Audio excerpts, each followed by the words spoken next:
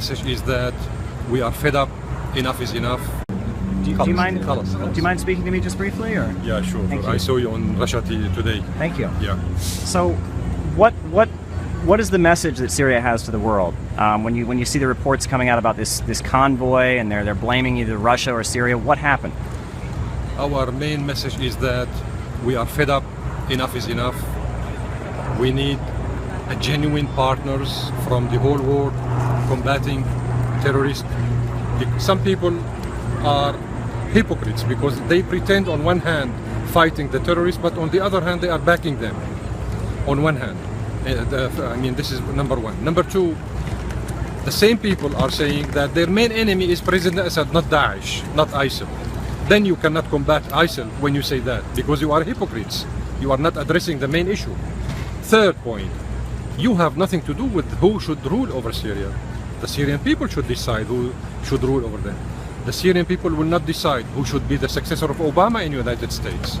So we are the ones who will decide. This is democracy. If they believe in democracy, this is democracy. The fourth point is that we have 101 member states out of 193 member states in the United Nations exporting to us their own terrorist garbage. These terrorist garbage are not opposition. They are mercenaries and foreigners. They are coming to kill our own people with the Saudi money, the Turkish training, the American backing, the Qatari money, etc., etc. So enough is enough. The mask has fallen and we are fed up. No justification to anybody while we are accusing us of doing anything wrong. Now, we are not doing anything wrong. We are defending our country by all the means, legal means. Now, you heard the statement from this general who said about basically that a no-fly zone would require going to war with Syria and Russia. What about the option of controlling the airspace so that barrel bombs cannot be dropped? All the options. What do you think of that option, sir?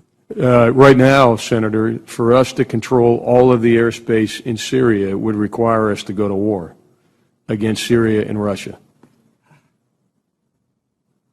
That's a pretty fundamental decision that certainly I'm not going to make. This is blah, blah, blah. This is nonsense. It will not fly. They know, the generals, they know that it will not fly. The Americans, diplomats as well as military, are trying to justify their wrongdoings in their zone by saying, you know what, we made a mistake in bombing your soldiers in their zone, but the Russians also made a mistake in bombing the humanitarian convoy. So they are trying to create a parallel between their own big mistake when they bombed the Syrian military position by pretending that the Russians did the same, on the other hand, bombing the humanitarian convoy, which is not true, by the way, which is not true, because there are no holes on the ground. The convoys were not bombed. There are no holes on the ground. And we are doing our own national investigation to know who did it. And we will share it with the UN. But again and again and again, the American administration is not genuine. It's not a genuine broker. And they don't have the will to respect the terms of reference of their own agreement with the Russians. Washington was not even able to respect the terms of reference for 7 days. 7 days of cessation of hostilities, they couldn't hold it because they don't have the political will. They are pretending that, you know what, we cannot separate the terrorists of Al-Nusra Front from the other so-called moderate oppositions. This is ridiculous. If you cannot separate these terrorists from those terrorists, then don't pretend that you want to make a cessation of hostilities decision for 7 days.